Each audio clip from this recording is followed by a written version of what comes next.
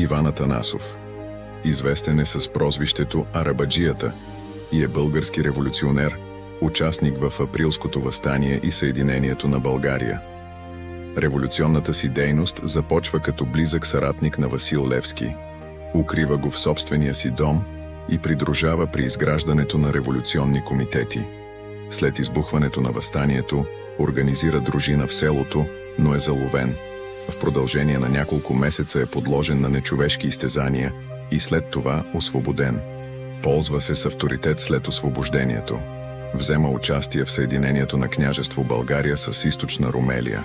За огромната си родолюбива и революционна дейност е избиран няколко пъти за народен представител.